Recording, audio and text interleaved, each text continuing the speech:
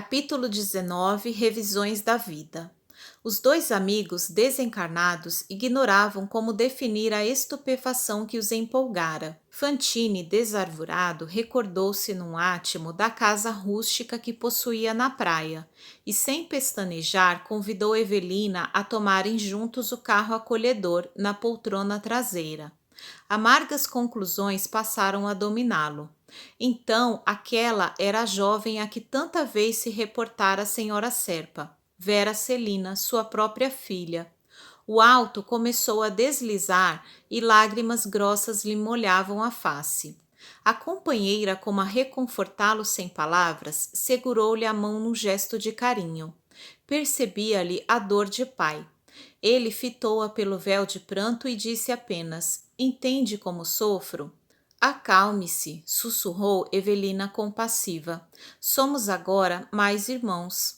Transcorridos alguns momentos sobre a arrancada, os ocupantes da frente iniciaram a troca de impressões quanto a banalidades da marcha, até que um e outro assinalaram mentalmente a influência dos acompanhantes invisíveis. Lembrando-se às súbitas de Evelina, a rival arriscou uma alegação. "Caio, às vezes cismo indagando de mim mesma se você não é um apaixonado pela memória de sua esposa." Eu? Era o que faltava. Sempre ouço em torno dela as melhores referências. Não era má. "E você não tem saudades? Não a sente no coração?" Caio riu-se e mofou. "Não tenho vocação para conviver com os mortos." "Não digo isso. Quero falar de sua mágoa natural ao perdê-la. Você sabe que Evelina estava morta para mim, muito antes que o médico lhe atestasse o óbito. Em muitas ocasiões, surpreendo-me ao analisar-lhe o retrato. Aquela fisionomia doce, aqueles olhos grandes e tristes. Impossível que você não houvesse casado por amor." "Sim, casei-me por amor. No entanto, a vida tem as suas sequências. Primeiro, a paixão e muitas vezes depois o desinteresse. Mas você pode precisar o motivo pelo qual se desencantou? Você quer saber?" "Sim." "Bem, guardava a ambição de ser pai. Evelina, porém, era fraca, doente. Creio que carregava taras de família. Enquanto não abortou, não lhe vi os defeitos. Entretanto, depois que se revelou enferma e incapaz, o laço do casamento se fez para mim pesado demais. Nos últimos tempos da vida era mulher rezadeira e chorona, ao fim de risada franca. O remédio era inventar viagens para estar com você. A senhora desencarnada apoiava-se mais fortemente em Ernesto, buscando escora para suportar com denodo semelhantes irreverências. Vera, dando a ideia de quem não desejava descambar para o desrespeito, desviou o rumo da conversação perguntando: "Caio, não poderemos, por nossa vez, sonhar com uma casa enriquecida de filhos?" Ele lançou-lhe rápido, mas expressivo olhar, furtado ao volante, e contestou: "Depende." "Depende de quê?" "Quanto a casar, sei que nos casaremos, mas pense, Vera, negócio de criar filhos não é brincadeira. A saúde de sua mãe não me encoraja. Aquelas manias, aquelas crises. Qual se fora sacudido pelos pensamentos do sogro desencarnado a se lhe projetarem na mente, partindo da retaguarda, Serpa contrapôs: "Que me diz de seu pai?" A jovem perspicaz lembrou-se imediatamente de que o genitor encontrara a morte em condições idênticas às da senhora Serpa, mas temendo falar nisso, mentiu com intenção, asseverando: "Meu pai era homem robusto, de saúde impecável, sempre moço, passava para muita gente como sendo meu irmão." Que lhe teria marcado o fim? Operou-se de umas verrugas sem importância e não teve cuidado preciso. Antes da cicatrização perfeita, começou a cavucar no jardim, cortando-se, e adquiriu a infecção que o levou. Tétano? Isso mesmo. Psiquicamente, como era ele? Um homem muito inteligente e às vezes folgazão, qual você mesmo, embora tomasse a vida muito a sério. Compreendo que ele terá tido por você uma afeição toda especial, filha única. Engana-se. Meu pai, de certo, que me estimava, mas era corretor de muitas atividades, ocupadíssimo, quase sem tempo para casa.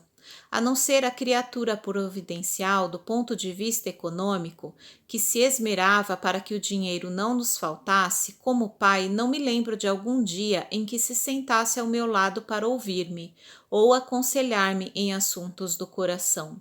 E nos meus casos de menina, bem que necessitei, mas não dispunha de uma hora ou outra para isso? Pelo menos era o que dizia. Nunca pude contar-lhe nem mesmo os meus problemas de colégio. Fantine escutava, acusando-se humilhado, abatido, a confessar para si próprio que daria quanto lhe fosse possível a fim de voltar atrás, de modo a ser para a filha o pai afetuoso e vigilante que não buscara ser. O diálogo, porém, prosseguia. Certamente, em compensação, você contou com carinho materno. Também não. Desde cedo percebi que minha mãe é irritadiça, desanimada.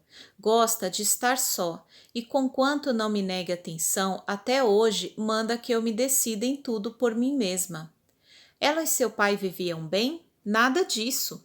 Minha mãe, aos meus olhos, sempre pareceu tolerar meu pai, sem amá-lo, embora se esforçasse diante dele para mostrar o contrário.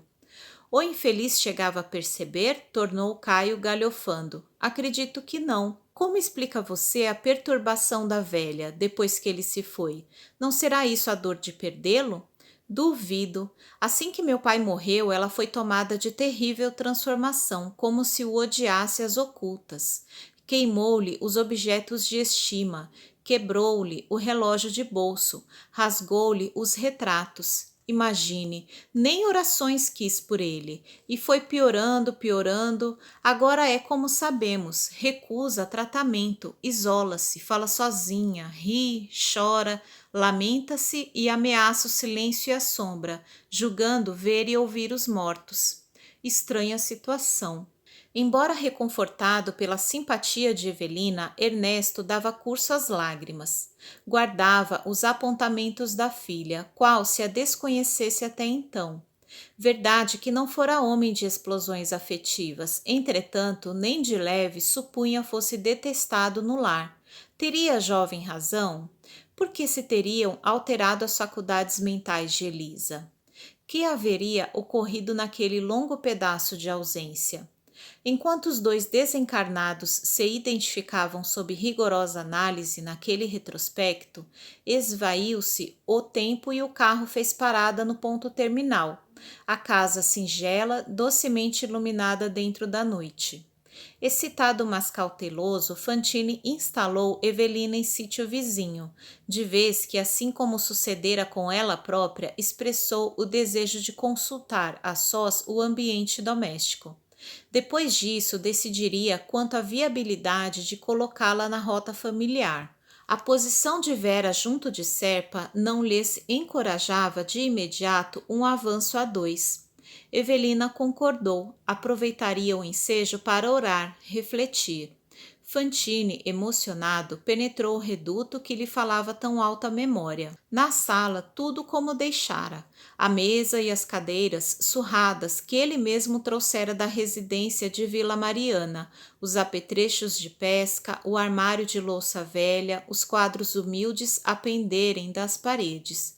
Registrou em pranto de comoção o calor de outro tempo. A pequena distância enxergava o dormitório da filha, em que ela e o advogado se entregavam à animada conversação, mas ali, a 2 passos rente a ele, quase tateava o aposento em que tantas vezes repousara, ao lado da companheira, aspirando as aragens marinhas. O relógio marcava alguns minutos, além das 9 da noite. Que surpreenderia por trás da porta cerrada? Indagava-se inquieto. Elisa doente? Desanimada? Rememorou as lições recolhidas de amigos na moradia espiritual de que chegava refeito, para facear quaisquer surpresas e orou. Pediu forças à divina providência. Queria rever a esposa com distinção e dignidade. As alegações da filha no automóvel ditavam-lhe prudência, atenção. Achava-se ali não para queixar-se, e sim para agradecer, ajudar, querer bem. Ansiava servir. Com essa disposição, transpôs o limiar e encontrou-se dentro da câmara, que reconhecia em todos os escaninhos. Jamais faria ideia do quadro que se lhe abriu de imediato à visão. Elisa descansava, o corpo magro, o rosto mais profusamente vincado de rugas e os cabelos mais grisalhos. No entanto, junto dela estirava-se um homem desencarnado, aquele mesmo sobre o qual atirara tantos anos antes ao desvairar-se pelo ciúme. Estacou aterrado. Num átimo, recordou a última caçada que empreendera, integrando uma equipe de 3 companheiros, e na qual adquirira o remorso e o sofrimento que lhe haviam acompanhado grande parte da vida. Sim, aquele homem sem corpo físico era Dedé, o colega de sua meninice, ou melhor, Desidério dos Santos, o assassinado, cuja sombra supunha ele haver removido para sempre da própria casa. Acusou-se ralado de arrependimento, trânsito de angústia. Como arrostar o adversário, a injuriá-lo no próprio tálamo. Fantine chorava para dentro de si, ralado de desespero. Motivos ponderosos tinha Ribas, o instrutor, delongando-lhe a volta.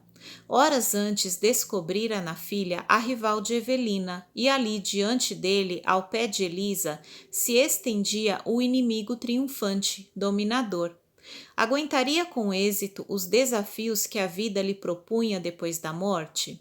De certo, retearia, por fim, com o homem que não suportava. Ambos desencarnados se defrontariam agora, quais estavam, tais quais eram. Diligenciou Fantine a serenar-se e estugou um passo adiante. O antagonista em silêncio deitou-lhe um olhar sarcástico, ostentando a tranquilidade de quem se sabia num momento esperado, mas com estupefação para ele. Ernesto, a esposa, anotou-lhe a presença e desferiu grito terrível. Maldito, maldito, rugiu ela, positivamente obsidiada, na penumbra do quarto que o luar filtrado pela vidraça fracamente alumiava.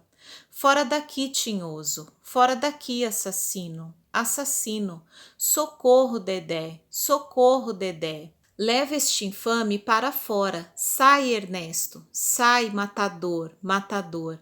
Entre mentes, Caio e Vera invadiram a peça, terrificados. Fez-se luz forte. A jovem acercou-se da genitora, que bradava impropérios, segurando a própria cabeça entre as mãos, num esgar de espanto, e tentou consolá-la. Mãezinha, que há? Estamos aqui, não precisa temer.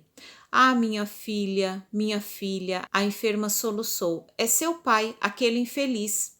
Agarrou-se à moça, qual criança assustada, e esticou o clamor, dando à serpa a impressão de uma alienada mental no mais fundo desequilíbrio. Seu pai está aqui, aquele canalha. Não quero vê-lo. Defenda-me, pelo amor de Deus. Voltemos para São Paulo hoje mesmo. Tire-me daqui. Dos olhos tristes de Ernesto, o pranto jorrou em maré de angústia. Tantas vezes acariciava projetos de reencontro, tantas vezes imaginara-se pássaro distante do ninho, faminto de repouso na úsnea tépida.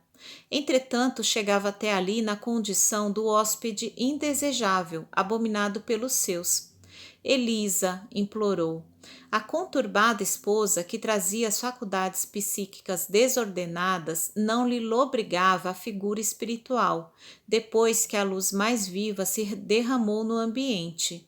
No entanto, lhe assinalava a voz comovida e firme a repetir suplicante: Elisa, Elisa, ouve, eu sempre te amei. Estabeleceu-se a conversação entre os dois, sem que a filha e o namorado conseguissem ouvir senão metade. Cala-te, infame, recuso uma afeição que sempre detestei. Por que te alteraste assim? Sou hoje livre para dizer o que me vem à cabeça. Mas, quando juntos, eu era a escrava algemada ao Senhor. Entretanto, sempre afirmaste que me querias bem, sempre te desprezei, isto sim. Oh, meu Deus! Quem fala em Deus? Um assassino? Por que tanta crueldade? Dedé me falou que não passas de um matador. Nessa altura do diálogo, fundamente estranho para os dois ouvintes reencarnados que o acompanhavam pelo meio, Serpa inquietou-se e, confessando-se incomodado ante o delírio da enferma, passou a esquadrinhar a casa em busca de medicação que lhe sedasse os nervos. O entendimento, contudo, entre a obsidiada e o marido prosseguiu sem pausa. Ouve, Elisa, mendigou Fantine em pranto.